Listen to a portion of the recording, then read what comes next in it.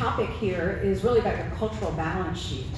And I'll give you a little bit of background, a little bit of story about how I even became passionate about building an environment where people can thrive.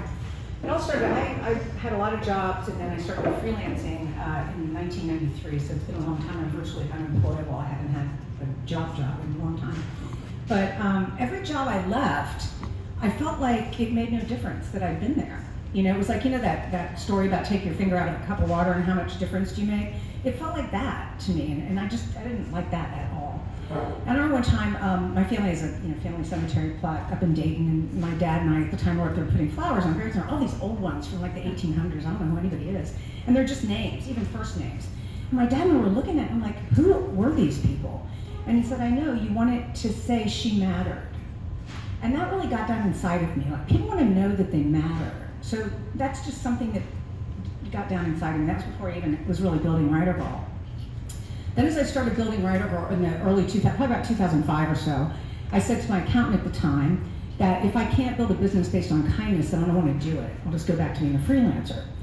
What I didn't know at the time is that that would be a thread, starting with the whole thing about wanting to know that I mattered and wanting other people to know that they mattered, and kindness would pull that thread all the way through Writer Girl to today, to the point where, actually, Writer Girl, we worked with some consultants last year, and one of the first things they did is survey everybody to figure out what's the core of your business, the thing without which you would not exist. And for Writer Girl, it's our culture, which is pretty unusual for a profit-making business to have something that many people view as not revenue generating as your core. But I'm going to point out to you that I have data to prove that actually it is revenue generating. So one of the other things we did in the past year and a half working with those consultants was figure out what we were doing. We're trying to restructure, and what we were doing was restructuring for sustainability and growth. And I say that in that order, sustainability and growth. Because so many businesses are structured and built around growth, and nobody thinks about sustainability, right? Especially in this world, you know, real estate markets are crazy, money's cheap, so businesses are being bought and sold like crazy. And the multiple, meaning the value of a business, and then how many times, like let's say a business has a value of $1 million, you multiply that, say, times 10, and you get $10 million for $1 million business. It's insane.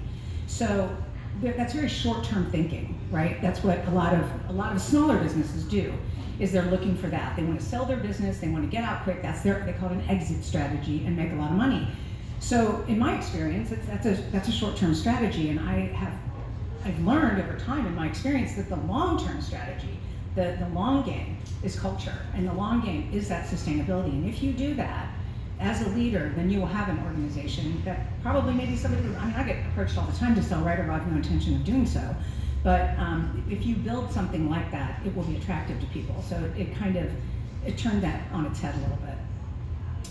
Okay, so first of all, how many of you are familiar with a balance sheet, just a financial balance sheet? Almost everybody, right? So it's something, we have one, all businesses have one. You look at it probably monthly. We look at it monthly, and then the important one is the end of the year, right? It's kind of a snapshot of your business at a point in time. But as I said, this is talking about your cultural balance sheet.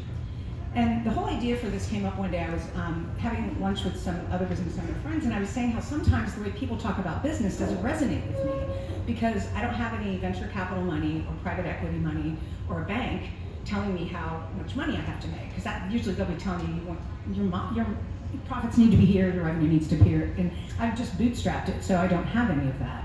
And so I said, for me, that balance sheet and that EBITDA, that value of the business, isn't the thing for me. It's like a cultural balance sheet. And I was like, oh, wow, I think I just named something that I've been passionate about. So Carol, who's here in the back, she's also a Writer Girl. She and I are co-writing a book on that topic about your cultural balance sheet. So I appreciate you guys letting me kind of run this idea by you, because this is the first time that I've actually talked about it to a group. So what the cultural balance sheet does is just like a balance sheet, it provides a snapshot of specific aspects of a company. And you, as the leader of the culture, get to decide what those things are. It's going to be different for every company based on what you do, who you are, all of that kind of thing.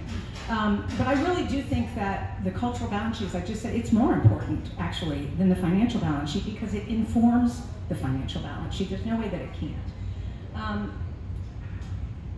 the financial balance sheet, of course, has got liabilities and assets, but so is the cultural balance sheet. One of the things that I say when we're talking about this is if something's happening, someone asks me a question, hey, is so-and-so allowed to do this? And my short answer is yes. And the long answer is because if she doesn't feel she can make that decision, then we're in the red on the cultural balance sheet, because that means she doesn't feel empowered, and that's one of our values. So whenever we're talking in a leadership position about decisions that we make, personally me and the whole leadership team, we always come back to the core. Our core is our culture, so how does that affect the culture? And that informs our answer. So it really does guide everything that we do. Okay, so business culture is one of those things that's kind of hard to define. You can ask 5 different people and you get 5 different answers, right? So because Carol and I are writing this book, I've been doing a lot of reading and a lot of research, and I've been actually doing this for a long time. Back in, I think it was 2017, I actually wrote the URL, culturecreator.com, which I forgot about until recently, so now how convenient that we own that. But, so I've been thinking about it and studying it and looking at people and seeing what works and what doesn't work and just observing it, and I came across this recently. Edgar Schein, who was a former MIT professor and a leader in the field of organizational culture, he's like 94 now, so he was a long time ago practicing. He said, culture is a way of working together toward common goals that have been followed so frequently and so successfully that people don't even think about trying to do things another way. If a culture has formed, people will autonomously do what they need to do to be successful. So remember that, if a culture has formed, people will autonomously do what they need to do to be successful. That's got a very important meaning, and some things I'll tell you about in a little bit. There's another guy named Clay Christensen. He was an academic and a business consultant. He actually developed the theory of disruptive innovation, which probably a lot of us have heard, I think, back in the 90s. He taught at Harvard, and he also wrote a book called How Will You Measure Your Life, which is one of the best books I've ever read. I highly recommend it. He taught business theory, and he talks about different business theories and applies it to the business, gives an example of how it applied there, and then shows how it applies in your personal life. So it's really great. Like I have a college-age son, and he'll read it because it's about talking about how are you going to measure your life, right? Is it going to be by money, or is it going to be by the things that are, probably more important to you? Anyway, what he said about culture is, he said, the unique combination of processes and priorities within an organization, that's what culture is. He goes on to say that culture is formed through repetition. That way of doing things becomes the group culture. So every time your employees tackle a problem, they aren't just solving the problem itself. In solving it, they learn what matters. This repetition creates an understanding of priorities in the business and how to execute them, the processes. A culture is the unique combination of processes and priorities within an organization. So like I just said with Writer Girl, we have a leadership team and we meet pretty much twice a month. And whenever we're making decisions, everybody on that team has people that report to them. So then they, push this down into the organization and lead by example. And so on that team, when we are making decisions, we say, how is that going to affect the culture? As we're restructuring things, we want to move who people are reporting to. Well, we got to do that slowly because change is hard and we don't want people to be scared or to feel unheard. We want to make sure that we over-communicate at every chance that we get. And so that's what we do on the leadership team that then in turn gets fed into the organization. And again, it's that repetition of process. And as the leader of the organization and the guardian of the culture, I have to make sure that that's always where I bring people back to. That's my responsibility to do that. The other thing that I think is interesting to note, back to kind of what Edgar Schein said, that if you don't articulate a culture will emerge. The only question is how much you're going to influence it. And that's a really important thing to think about. It's a vacuum. It can be a vacuum, and something will come in to fill that vacuum. So I want to tell you a couple stories. First of all, who in the room is familiar with Brené Brown? Like everybody in the world, right? So she has a podcast on Spotify now called Dare to Lead, and she had a guy named Scott Sonnenschein on there, and I cannot remember his claim to fame, but did you hear that one word? I can't remember what his claim to fame is, but anyway, there's a story, and I'm paraphrasing wildly, but there was a story in there that he was talking about. I think he was mentoring a young woman who worked at like an oil processing company, big company, and somebody on this team had made a very expensive mistake. So the leader said, I really would like that person to admit their mistake, share with us what happened, because we can learn from that. So he was inviting vulnerability, right? Yay, him, that's great, inviting vulnerability. So the person finally says, it was me, I made the mistake, I'm sorry, here's what happened. The leader said, thank you for sharing, you're fired. Like, what? I mean, okay, talk about a culture emerging. What do you think happened there? Right? I mean, vulnerability is out the window. Nobody believes one word that guy says from then on. And what have they learned to do to be successful? Lie. Exactly. We have a culture of deceit that we've just built with one action, one thing. So that's how you have to, like one little thing you do, my gosh, you can just blow it so quickly. And there's another story sort of like that. Do you guys all remember when those two Boeing airplanes, the 737 MAX, had the wreck? Have any of you seen the documentary called Downfall? Right? Isn't it amazing? Such a classic story of a cultural failure, right? I mean, other failures, but that was a big one. What happened Boeing back in the day, I mean, we all know Boeing, and they had this reputation for quality. And it was an engineering company. It wasn't about, I mean, it certainly was about the planes, but it was about the engineering. The engineers ran the business, and they knew that they could raise their hand, go to leadership and say, there's something wrong with this plane. And they said, well, then we don't fly it till you fix it. That was amazing. It was great. They spent years out in Seattle building that reputation and getting that goodwill in the world, right? I mean, they're worldwide.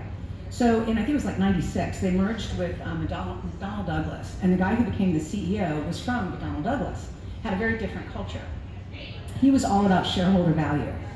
So what happens frequently, as we all know, with shareholder value, is that what becomes really important is cost of everything. You want to do more with less, so fewer people, fewer quality controls, cheaper material.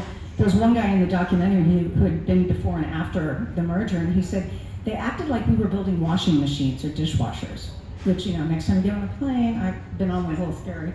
But, so what happened is when the first plane went down, first of all, it was out of Jakarta, so it was in Asia, East Asia, and so what happened is they acted, nobody thought Boeing did anything wrong because they had so much goodwill. It's like, of course, I mean, Boeing planes never go down, and in commercial aviation anyway, airline accidents like that are very, very rare. They just don't happen. So nobody looked at Boeing, and Boeing was very quick to, hold on to that. And they blamed a lot of things. Pilot error was a big thing. They said if a U.S. pilot had been fined, that plane would have been fined. However, that guy was actually trained in the U.S., so that didn't hold water. But nobody really thought much of it. Well, in this documentary, they reveal what actually happened, and I won't go into all of the details, but when the second plane went down, people started looking at that and saying, okay, wait a minute. And so all of Boeing's goodwill gone. I mean, years and years, decades of goodwill gone. The culture had become when they dug into the research, they found out that the culture had become much like the story I just told you, a culture of deceit and of deliberately hiding things. So Boeing knew that there was an error on that plane, and when I say Boeing, it's lots of people, right? It's not just one person. And that whole culture that they built for years was destroyed. I mean, it's unbelievable. And the most important thing is almost 400 people lost their lives unnecessarily. That is a real liability, and that's a real cultural problem. So, both of those examples show how culture emerges when you don't deliberately create it, right? That's why I always talk about, soft skills. People call the soft skills things like empathy, relationship building, kindness, and things like that are soft skills. Those are the hard ones, right? You have to intentionally do that every day, every hour, frequently, every minute, depending on who you're around, right? The hard skills are things like, pivot tables and balance sheets that, one and done, you can figure out how to do that. But we act like the hard things are the easy things and the easy things are the hard things. And I think that those two stories really strongly demonstrate that. Now, of course, every company's different, like I said. And at Writer Girl, when we look at our cultural balance sheet, we have basically 4 things we look at. And the first one is vision. And if you own a company, you as the owner set the vision. That's just the way it goes. And then you hopefully inspire people to buy into it. So our vision is my vision, which is to reinvent the way we look at the world of work. And then the purpose of Writer Girl, that every employee lives out, is to create an environment where people can thrive. Our mission is we build relationships one word at a time. So that means we build them internally with each other. We build them externally with our vendors and with our clients. And then ultimately, we help our clients build them with their patient population. So it kind of pulls that thread all the way through that mission. And then our values is we are empowered, curious, kind, and fun. And one of the questions that we ask ourselves is, are employees' behaviors and attitudes in line with our purpose, mission, and values? Because that's how do you do that? How do you make sure that those things are lived out and not just on a wall? One of the things that the guy who wrote How Will You Measure Your Life, he went to Harvard, And I don't know how many of you remember the Enron story. Do anybody remember Enron? Well, there was a guy named Jeffrey Skilling who is still serving time, I believe. He graduated from Harvard with this guy. And Clay, the guy who wrote the book, said he was a lovely, smart human being. And Enron apparently had these lofty values that were like all over their walls in their office. And meanwhile, people just blew right past him and lied, cheat, and steal till people into bankruptcy. It was ridiculous. And many of them are in prison. So how do you make sure that those values aren't just on that wall and that people are like, yeah, that doesn't really matter? And I will definitely say the first thing that happens is you as the leader have to live those out.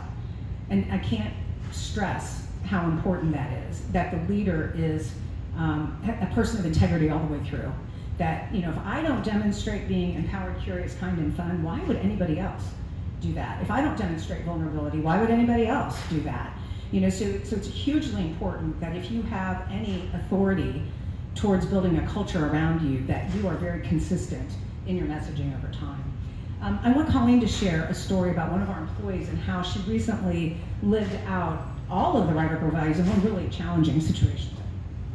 Thanks, Christy. So I'm going to share a story with you about one of our project managers named Alice. She's been with us for a long time, and she reached out to me and said, Colleen, I'd like some advice. I'd like for you to help me work through a situation.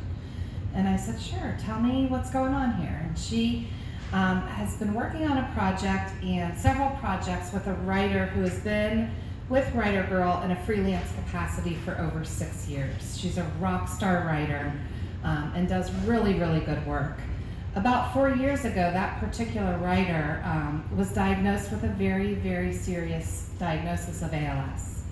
And she continued to work for Writer Girl in the same but yet different capacity. She was no longer able to speak, but she was still able to write. We kept her on board. Alice built a relationship with her, and that trust was just woven through every experience that the two of them had. As you know, with ALS, it's just an absolutely awful disease. And as time went on, it started to affect her more than ever, to the point where it got to the point where she was no longer able to write and do so in a manner that was going to work for Writer Girl. So Alice reached out and said, Colleen, you know, the Writer Girl way, normally I would pick up the phone and have a really vulnerable but empathetic conversation with her. And Alice's voice was shaking, and she's like, I can't do that. I can't do that because she can't talk. The only way I can communicate with her is via email. And I'm not sure how to address this situation and still show what an important part she was to Writer Girl, but yet be honest. Because guess what the easiest thing would be to do is to just say, we don't need you on the project anymore, it's over. But that's not how we operate. And so we had a really good conversation. We talked about, you know, because she has to send it via email, it's important for her to be empathetic.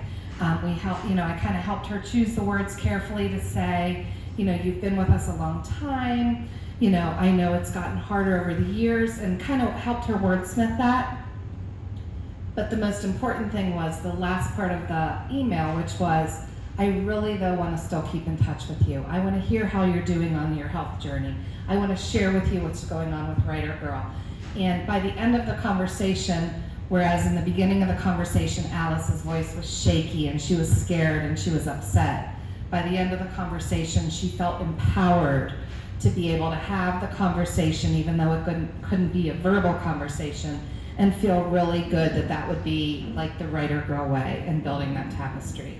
So it made a really hard situation a little bit easier to handle, and I was really proud that she thought about it in that way and treated her like the important human being that writer was. So that was great. Thanks, Colleen. This might be a good time to have Colleen and Diane share a little bit about their experience of the Writer Girl culture, because how do they experience it being lived out? How do they see that happening among the employees? Now, Diane has been with Writer Girl for how long now?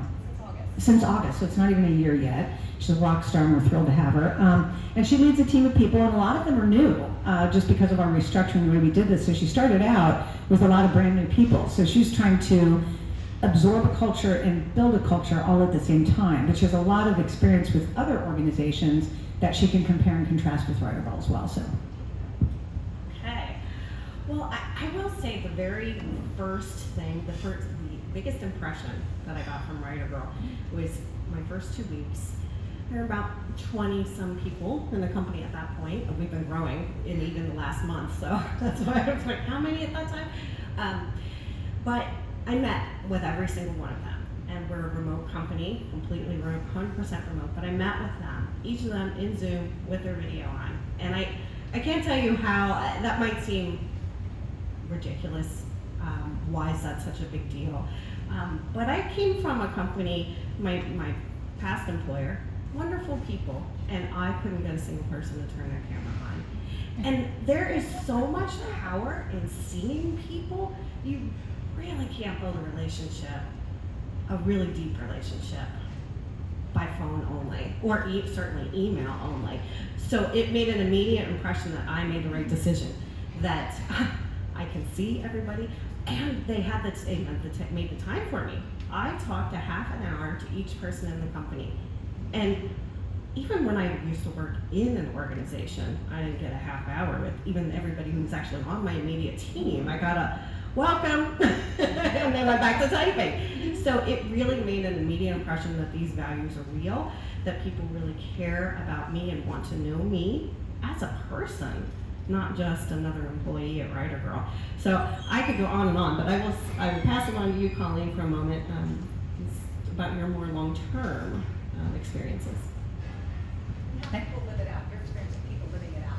Yeah, so as far as living out our purpose, in my role, I see it every day. It's so energizing, and just to give you a couple examples, from an employee standpoint, it doesn't matter if you're talking to another employee, to our largest client, to our smallest client, or even a freelancer. I see constantly how people are building and weaving that tapestry. Recently, we had a writer whose husband was diagnosed with a serious illness. That particular employee reached out and said, I'd like to do something special. And we sent them this really great comforting blanket with a note from everybody. At Writer Girl, we have a program called Moment Makers. And Moment Makers are just small little acts of kindness, or large things that we do to recognize just little moments. If one of our clients has a baby, we'll send a little Writer Girl onesie with a note.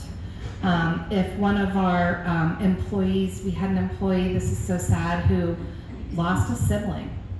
And this person was on our leadership team, and she was devastated, as you can imagine.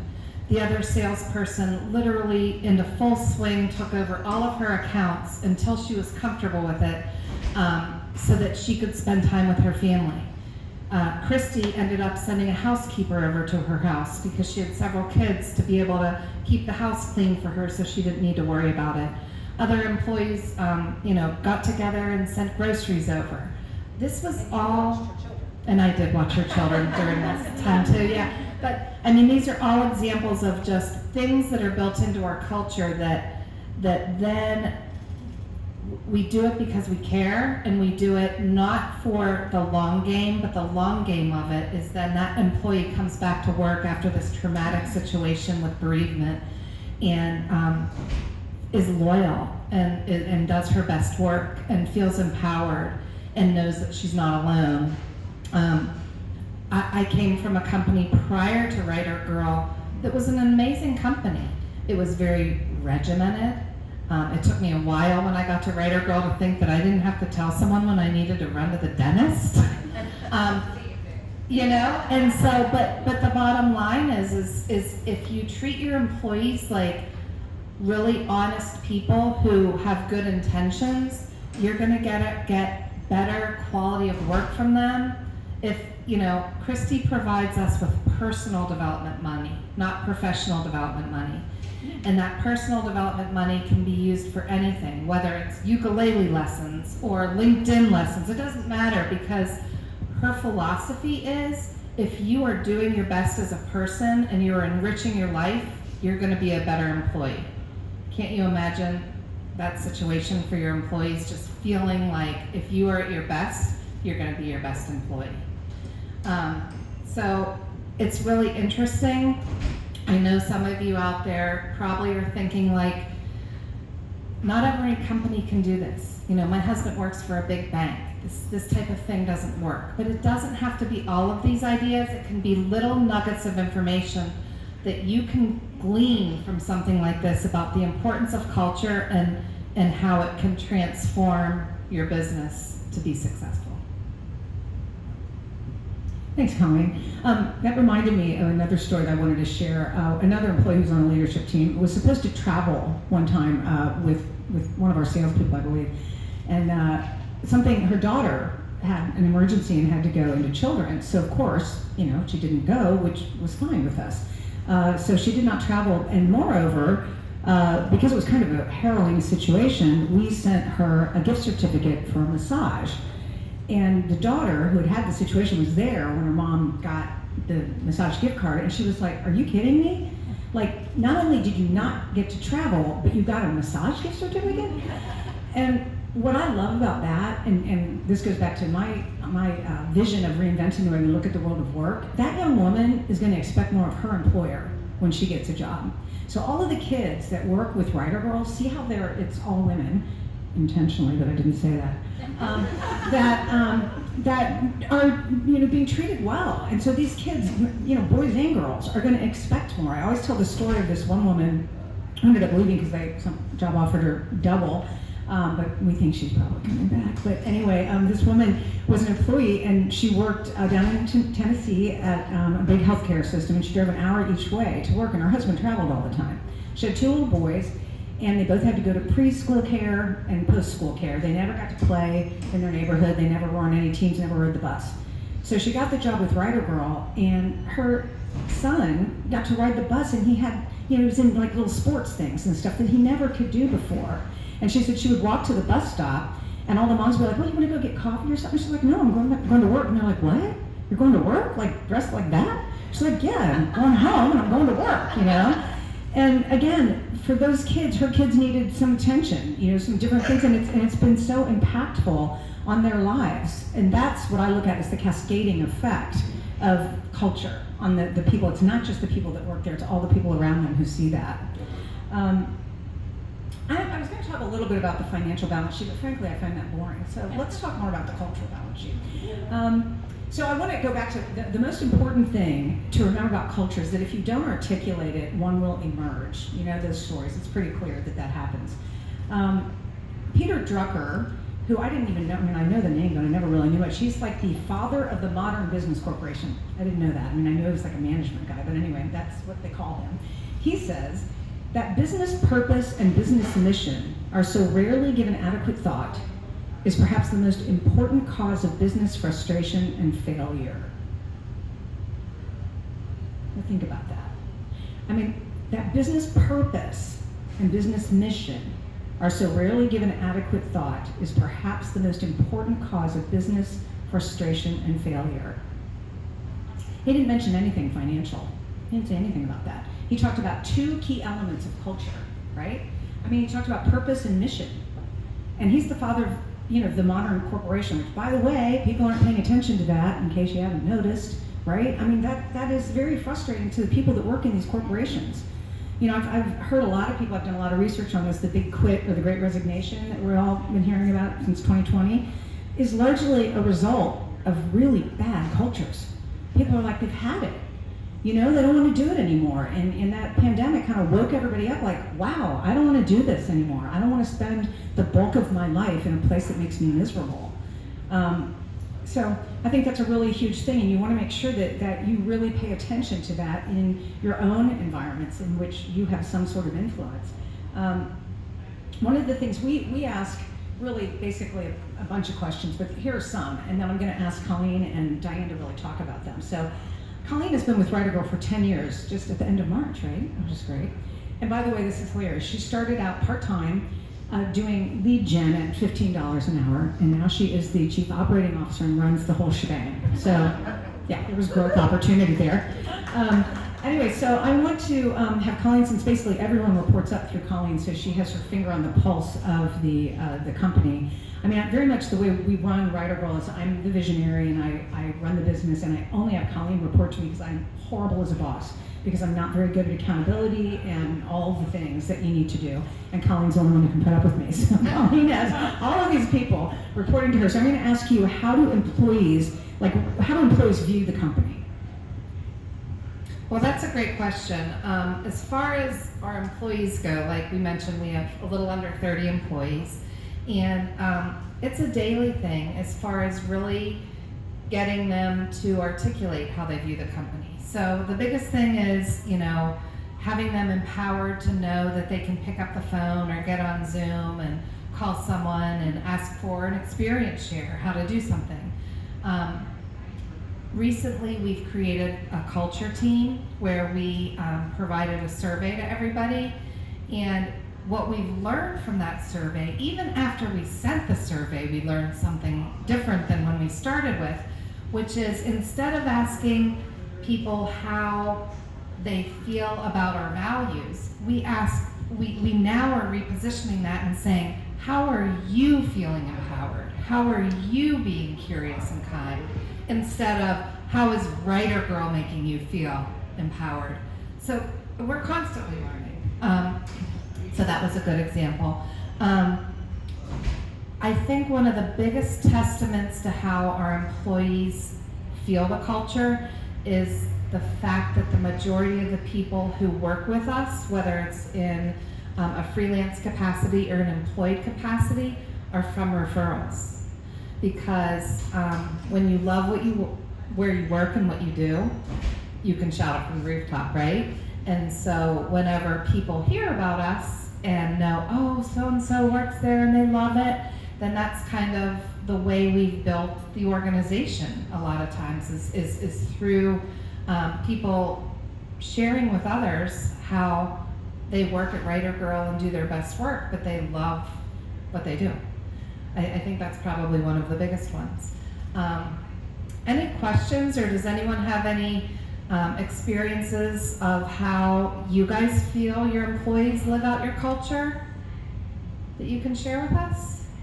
Anyone? I do have a question. Yes. So, is there ever times where, like, how do you handle situations internally with employees if something isn't going correctly? Like, how do you? Yeah, so Leanne is asking how you handle a situation when something isn't going perfectly. So I'll be the first to tell you it's not all rainbows and unicorns. Like, we don't mean to give that impression. The biggest thing for us is taking on a situation that has occurred head on. And so if there's a situation, whether it's two employees that don't see eye to eye, we reach out. We identify that that's going on, and we kind of call it a clearing. I have to have a clearing with you. And it just happened recently with one of my coworkers, and she said, in that meeting you mentioned something, I kind of disagreed with that. I want to have a clearing with you and talk to you and say, I think that it should be done this way, but here's what I want to talk to you about. So really, it's all about communication.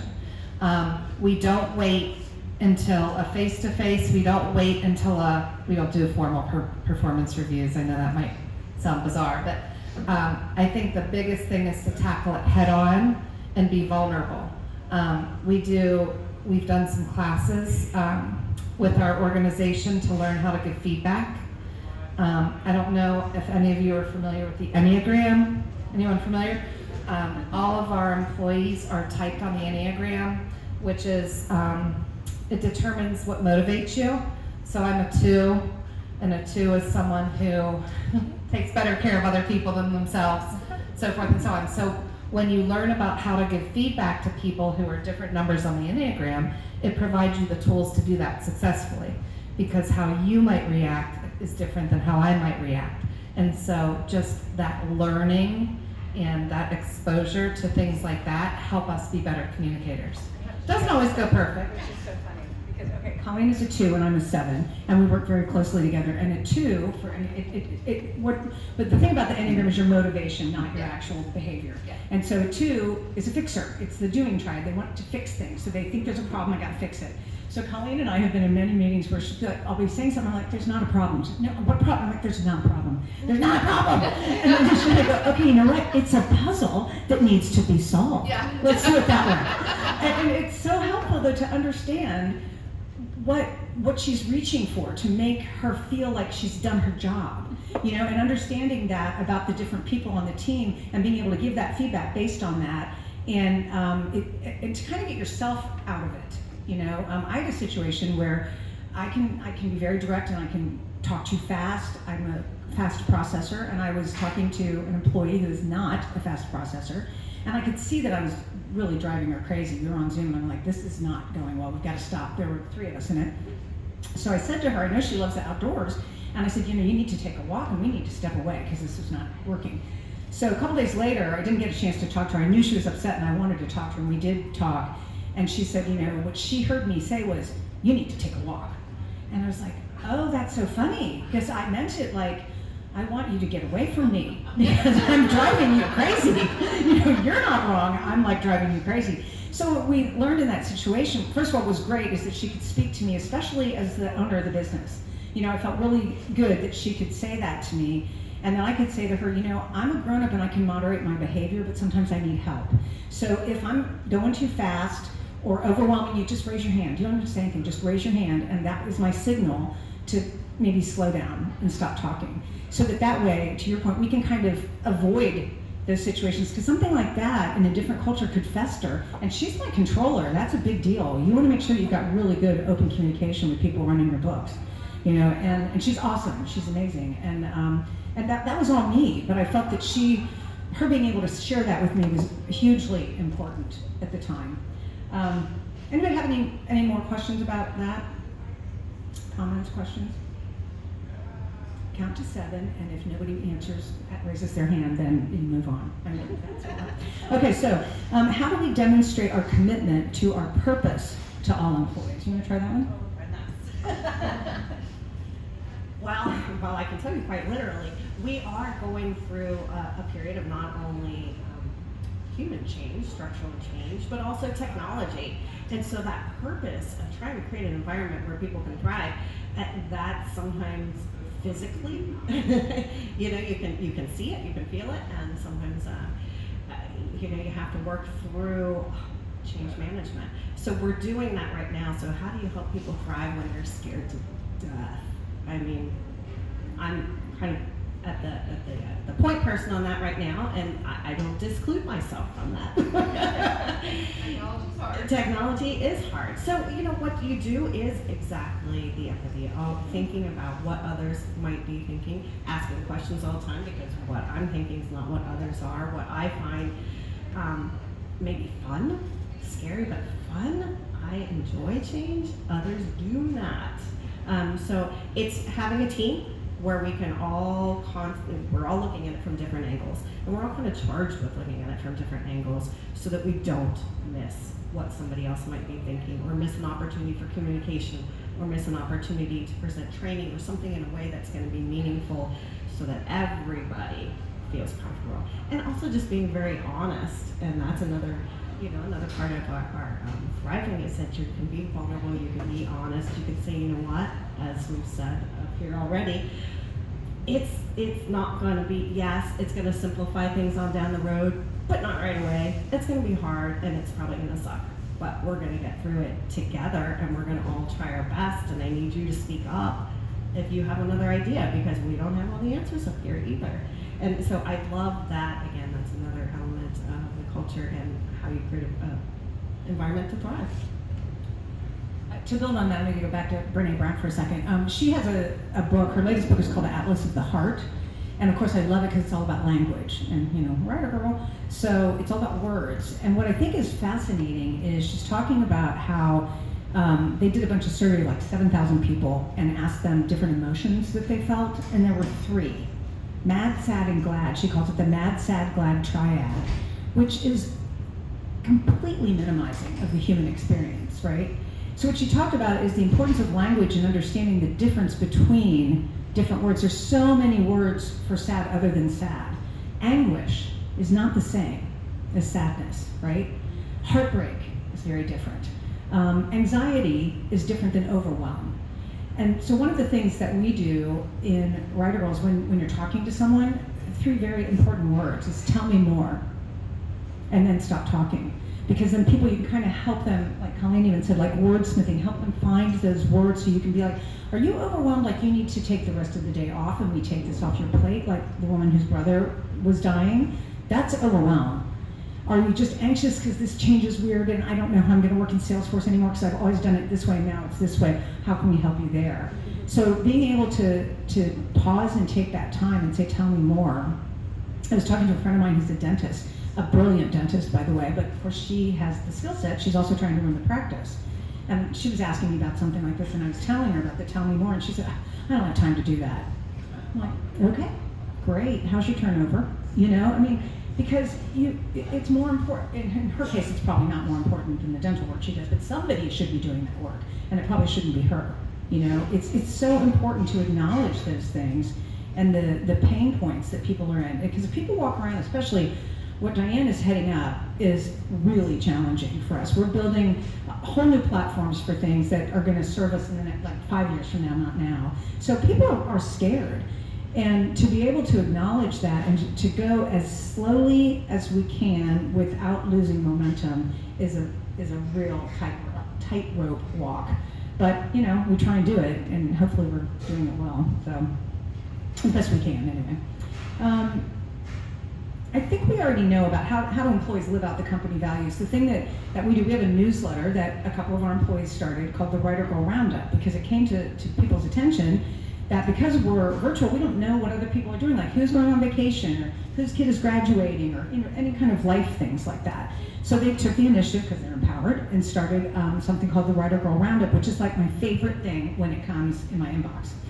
And so they also send out a survey ahead of time to say, you know, anything to share, any kudos. But the first question on that survey is, how can you share how you were empowered, curious, kind, or fun recently? So they think about it. It's the first question.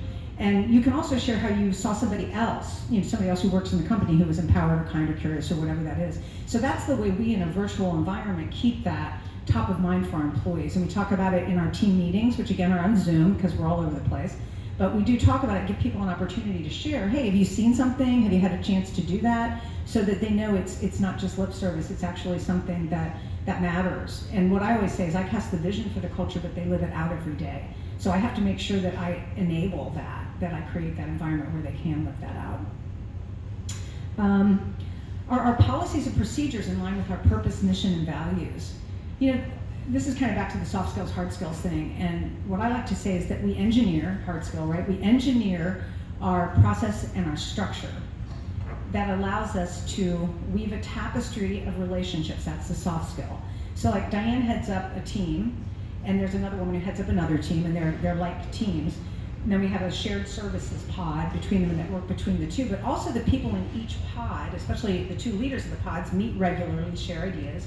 And then we've engineered the processes so that they have to kind of weave back and forth between the pods so that we don't create two silos that talk about each other and don't like each other and think something's wrong. So while there may be friendly competition, there's also a lot of support between the two, and that's where we have engineered that for success, because we were very, very purposeful in that, because we started seeing silos growing up, and that's like the death march, right, for any company. And as we grow, we've really struggled with how do we make sure we keep that culture top of mind. So we have to really engineer it so that it stays that way.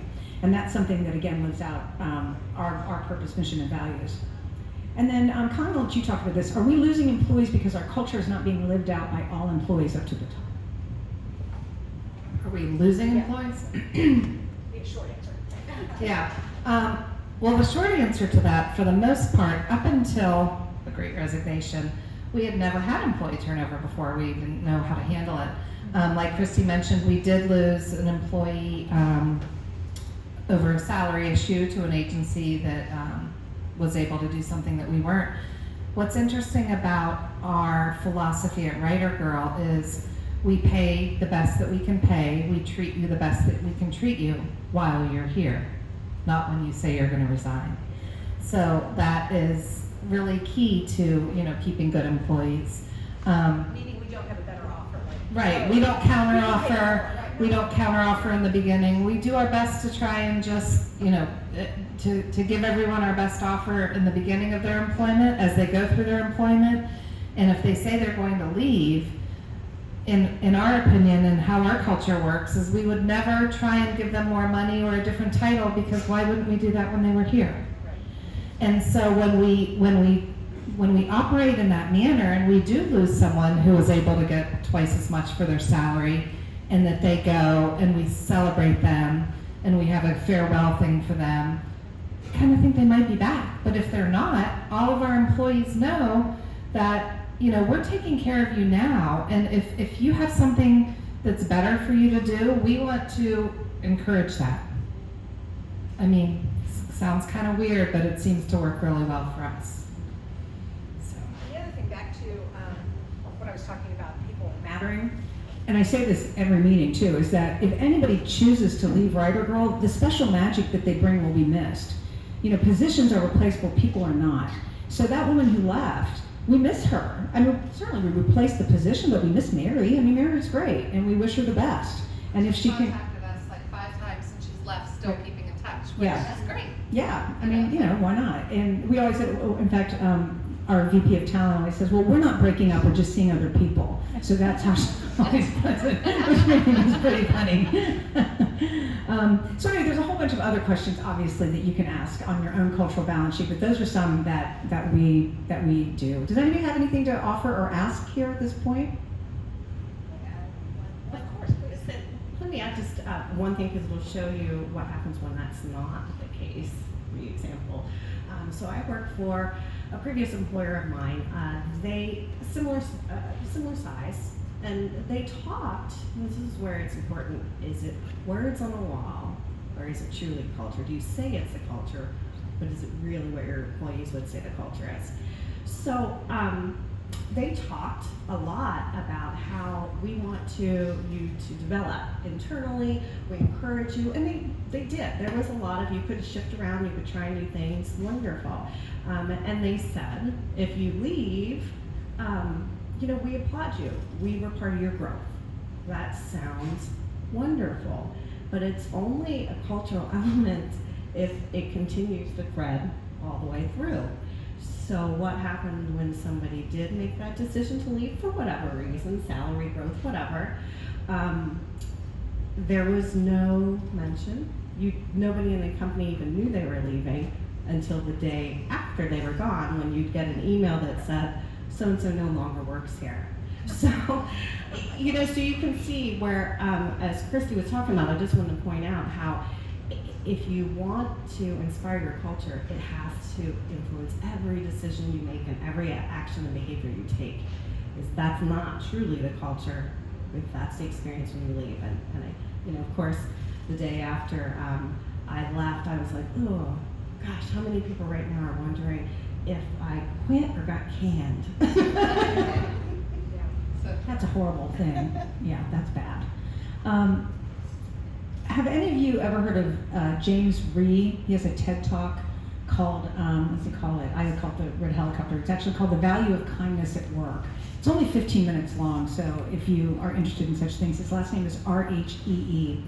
And I was going to try and show a video clip, but I obviously am not doing that, so I'm going to tell you what he says at the beginning. Well, first of all, here's what his LinkedIn profile says about him.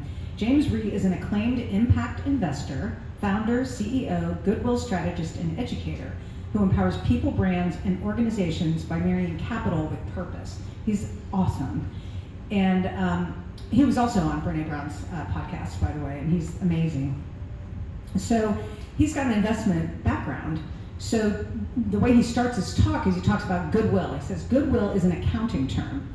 It's an asset that's only created when a buyer shows up and pays a purchase price that is more than the fair value of the company's assets. That's interesting. So then he goes on and talks about it. And that just dovetailed so lovely, in such a lovely manner with what I wanted to talk to you guys about. I wanted to reference this quite a bit, because I don't think most of us see goodwill as an accounting term. I mean, I don't. I've heard of it, but I don't really know what that means. I always looked at goodwill as karma. Years ago when I was building Ryder Girl, I used to say, I'm out there putting out good karma and hoping I live long enough for it to come back to me, and I'm happy to say that I have so far. So But I think that if I had been more articulate, I might have said goodwill, right? Which I also look as kindness. You know, it really is, there's a lot of similarity to just plain old kindness. But the thing about it, how do we create that in our organizations, and how do you reward kindness without cheapening it, without making the reward monetary, right? Because kindness isn't monetary. And you know, on Maslow's hierarchy, once those basic needs are met, money isn't the thing that motivates people. You know, when it comes to like reward and recognition, one of the things that people in that industry say is babies cry for it and grown men die for it, right? It's that recognition. But what he says, and I would take it even further, I think it's more meaningful than that. It's not about yourself. And he makes a story about, well, here's what he says, which I think is amazing. He says, we can create value out of thin air by turning kindness into a scalable, collectively owned asset called goodwill. Goodwill, real goodwill, is a real asset that can compound and be amplified independent of financial capital. I'm going to give you a little example of that with Writer Girl. We work with hospitals and healthcare organizations all over the country, big ones, and we have a client that we've worked with for years, and they bought, you know, a big, large six-figure contract, and they had like 2 years to work it off. Well, when we first started with them, they weren't crazy about us. We weren't doing a great job, and the team worked really hard to build a relationship with the people at that hospital organization, and to also get the content right, obviously, you know, get that correct. What happened is that they've really built a very deep and meaningful relationship. It's a faith-based organization. The project manager, it has a very strong faith, so that has kind of undergirded a lot of that, which has been really lovely. And so we've worked with them for a long time. So the Writer Girl policy is that when a contract expires, as long as you buy the same amount or more, we'll just carry that over into the new contract so they don't have to lose it, right? Because we don't want to take somebody's money for nothing. That's not how we want to do that. So that's what we're going to do with this client. And the client ended up turning around and saying, no, you know what, we know that caused difficulty for you. You guys have been a great client, a great vendor to us, a wonderful partner. You keep that money. We're just going to start over. It was a very significant six-figure amount that they gifted to Writer Girl. And that was all because of the relationships that we built with them and because of the culture that we have that we extended out to them. So that to me is a direct ROI. I mean, I don't know how many businesses, when I share that with my other business owner friends, are like, I need a client like that. Yeah. You know, I mean, that's hugely impactful, and we never asked for it. You know, our intention was to let them carry that over because we don't want to take people's money for not doing anything. But that was their gift to us, and it was really meaningful. So, so if you look at goodwill from a definition that is not accounting, you just look it up and you ask Dr. Google, it's friendly, helpful, or cooperative feelings or attitude, which is also kindness. James Reese says this, I just love this so much. Kindness distributes the joy of problem solving and creates a safe environment for innovation. It turns perceived liabilities, like think about that oil processing story. That mistake was a big liability, right? If that guy, the team leader who invited that vulnerability, if he would have shared that information, lauded that employee, kept that employee, what a different situation that would have been. And that would have actually affected the bottom line, the real balance sheet of that organization. Because guess what? Other people are going to make mistakes like that and they're not going to share it. That directly cuts into the bottom line of a business. So what he's saying here is that you can take perceived liabilities, kindness does this, and you can turn them into assets. Mathematically, it has to result in the creation of real equity value in every meaning of the word. I mean, that's so succinct and so good. Really watch that TED Talk. Just Google the red helicopter, you'll find them. But anyway, every company has a purpose, right? Whether it's explicitly stated or not, everyone does. It's great if it's explicitly stated and if you articulate it. And you need to think about that. Even if you're just the person, not just, but even if you are a person who simply has control of culture of your department or your team, that's huge impact on the lives of the people around you. You know, you don't have to be a business owner to have effect on the culture. Back to the guy who wrote How Will You Measure Your Life? He says, every company has a purpose, and it rests in the priorities of the company and effectively shapes the rules by which managers and employees decide what is most important in each unique situation. If a company has a clear and compelling purpose, its impact and legacy can be extraordinary. You know, if you get the environment right, people can do extraordinary things. So, questions? Yes, ma'am. I am curious about periods. Okay. It's not something I've ever heard associated Really? So I have a thought in my mind of what you mean, Yeah? but share with us what do you mean, both on the personal side as well as in the workplace. What does that actually mean? What does it look like? Help me answer that. I can answer that for you. Curious is a very, very important value at Writer Girl. And it extends in everything from our project managers when we're talking to our clients who think that they want to accomplish one thing at their hospital. Kind of goes back to what Christy's saying. Tell me more about that. Asking questions about them personally, looking for clarification by being curious. If we're deciding to take our 10 different software systems and merge them into one, an example of being curious as an employee would be to say to my manager, like, why are we doing this? What benefit are we going to get? Asking questions for clarity to get the conversation going. Those are just two off the top of my head. Sorry, I just thought of one other one you could that just came up like last week. Someone was talking about how you convince, especially when someone's new and they come from a culture that's not necessarily like this, how do you convince them that you really mean it when you say flexible work schedule? You know, that it's okay to see, it's okay to put on your calendar and be transparent about the fact that you have a doctor's appointment, or you're picking up the kids, no meetings scheduled between 2:30 and 3:30 because you have school pickup, you know. But how do you convince them of that? And someone at Writer Girl just said to me the other day, it's about following that up when they say, I'm going to be out for the afternoon because I'm doing this. The next day you say, hey, how was that? You know, be curious to ask questions about each other's personal lives, because that reinforces that you heard it and it really was okay. You know, in fact, let's talk about it a little bit. Yeah, I used to always say that I wanted people to be able to work in the lunchroom. You know, not that that's fun, but you love it because it's your kids, right? And you want people to be able to do that, or go to a workout class. One of our people has, I go to workout 9:15, 10:15, every Monday, Wednesday, Friday. Everybody knows I'm not available at that time. And I put it on my calendar, it's right there. And so I'm also, leading by example. I'm showing people that.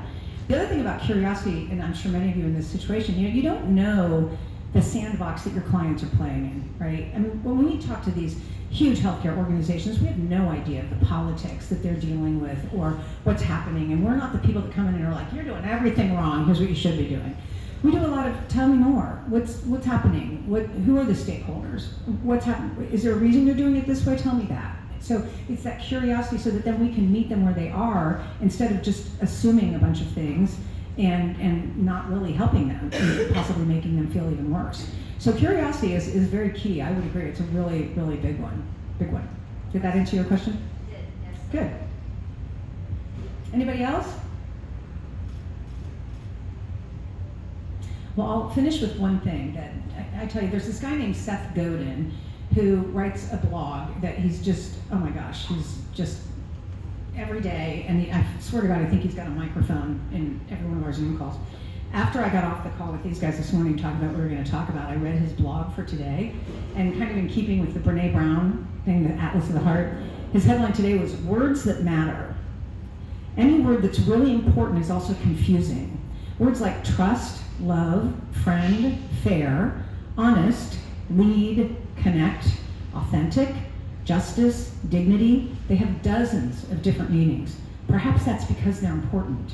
It's worth spending a moment to understand what we mean when we say something that might mean something else. And I think that's really the crux of it there too. Thank you all. I really appreciate you being here.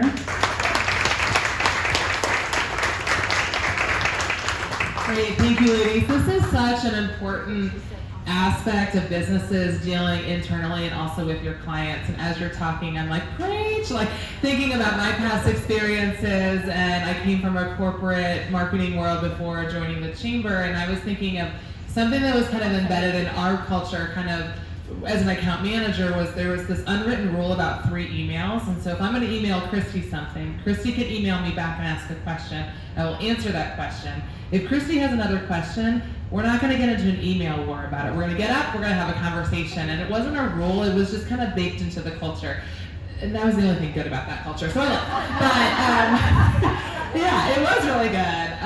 So I love that. And a couple of things that I wrote down of, as women leaders and as business owners, we are the guardian of our culture. And I love that is, not the owner, not the dictator, it's the guardian. And so it really belongs to you and to your businesses. So that was really powerful. That was one of the first things you said. So I was like, I gotta get a pen, I gotta write this down.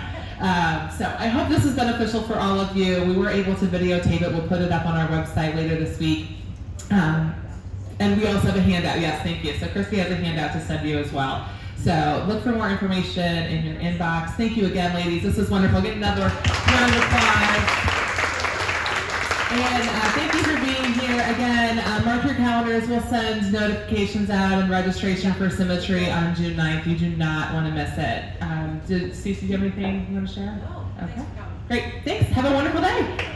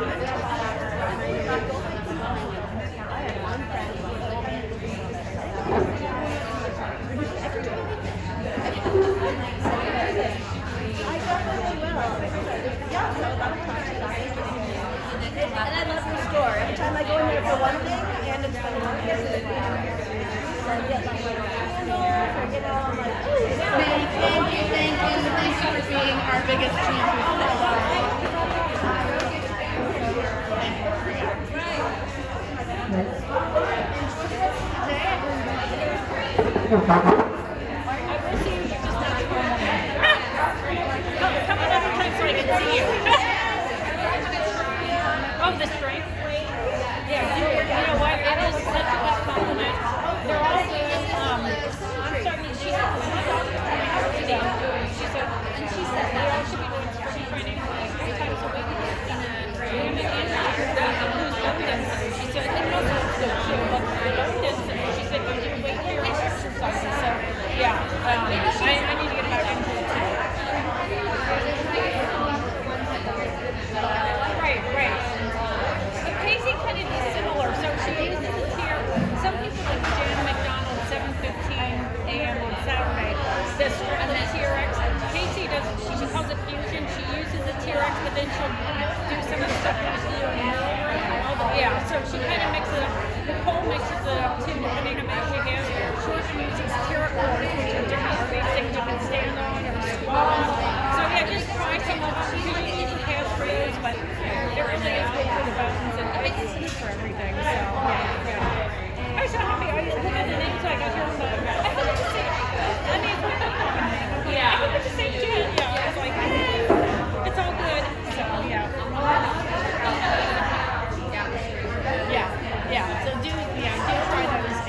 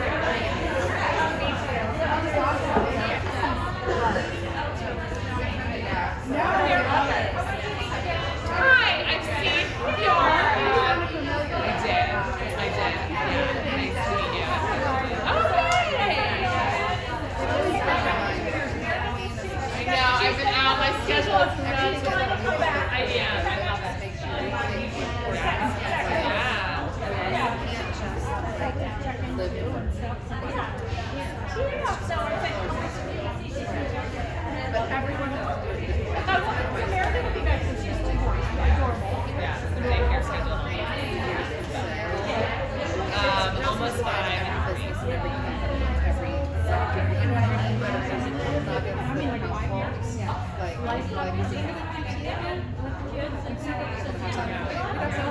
Well, the best thing was our daycare was right on Loveland's corner. And then we had to switch daycares, so we had the second one, and then we had the Mason. Yeah, I love it. Yeah. Yes. Yeah, I was like, yeah, so. Do they come last time for the 3 weeks? right. I don't think so. I don't know if they don't have this age. I don't want to just one office. Anyway, we're kind of drawing So I just texted me. Right, like more work like I'm getting my shipping and I will be able to do it. Oh, nice. Yeah, but it's just like,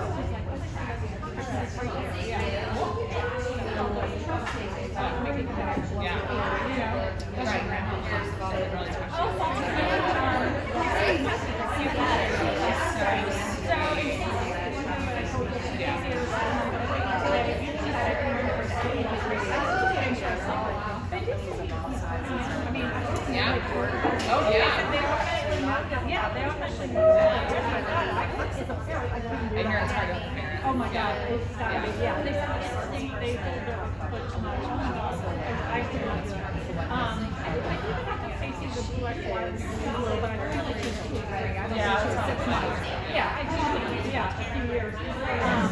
But it's rented and I said, Casey was way too Huge,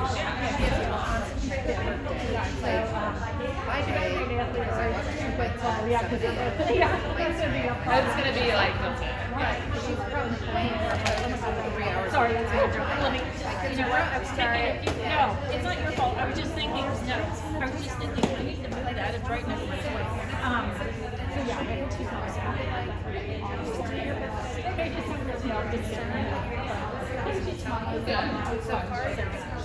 you know, it seems like PC is just building up.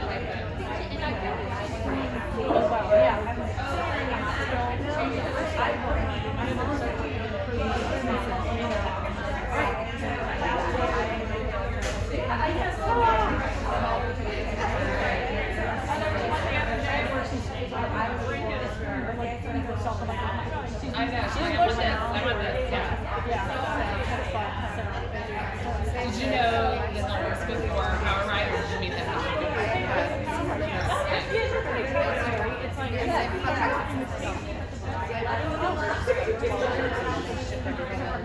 Oh, awesome. Yeah, we're at like 99 and then you're like Oh, yeah. Did you know he lives in my neighborhood? Her parents live in my neighborhood. Yeah, I'm in Gourmet. oh yeah, I've seen him drive by, and I'm like, that's Danny. Yeah.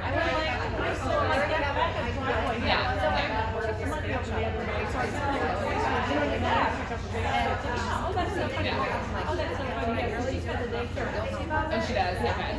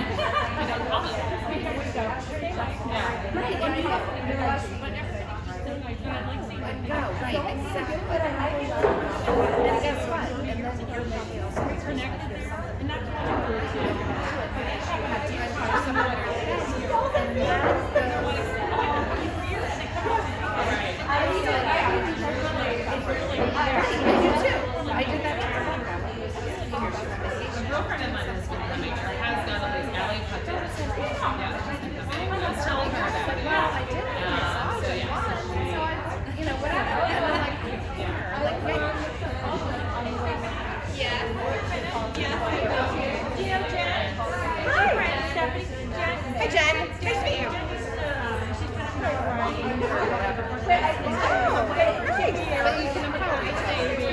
Baby's getting away, so she's back. Stephanie comes to I mean, usually Saturday mornings, I have and I don't know hockey, I don't twice a week. And then I actually play hockey. I can't do 2 things like that so hard that I can't like do so when my hockey is over, I usually come twice a week. Yeah. So you may see her. So you know when I'm playing hockey, that you only see me once a week, and that's it. This is the first time for years.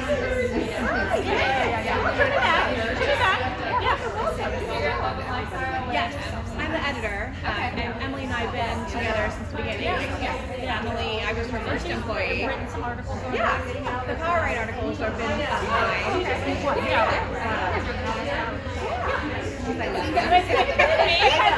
I love like Emily. They've done some stuff. We gotta write about that. Well, at this point, I pick and choose what I write for. So you're lucky.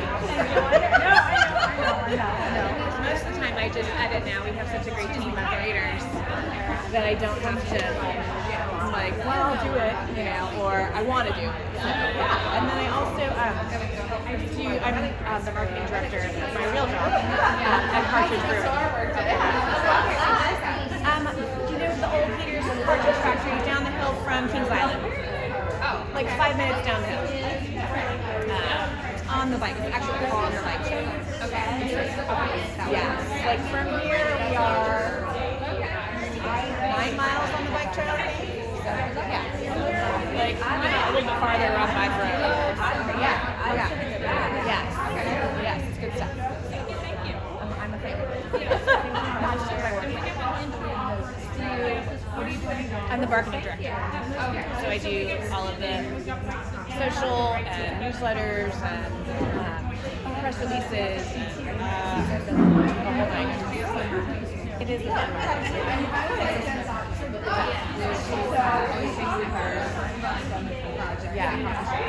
Yes. It's been good. No more agency in life. Never again. Never again.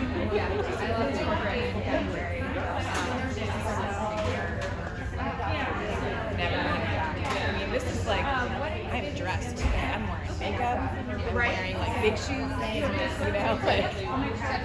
full jewelry. This is not usually how I do anything, but at all. I know. Yes. I have a lunch on Friday. I'm like, okay, I have to go run and get a picture at a coffee shop, and then I'm meeting my friends, and I'll still be in my workout clothes. It's totally fine. Nobody cares. And I'm shooting a video, still in workout clothes. Good stuff. Well, good to meet you. I'm sure I'll see you.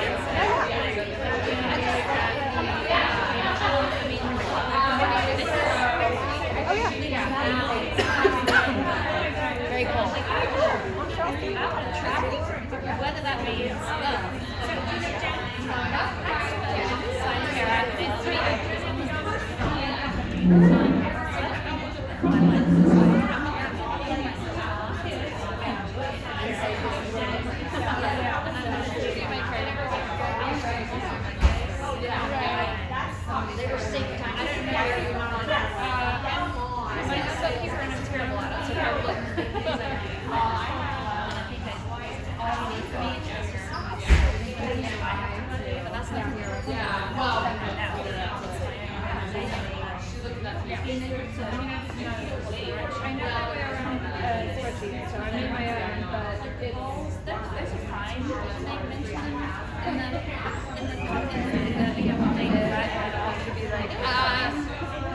I don't know.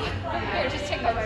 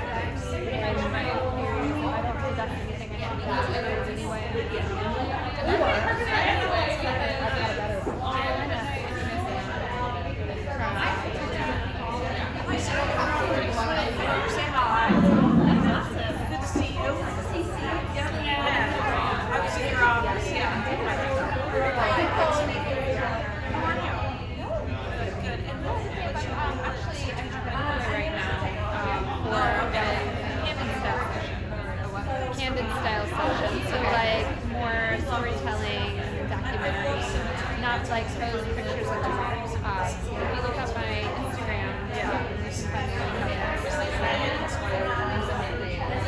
Yeah.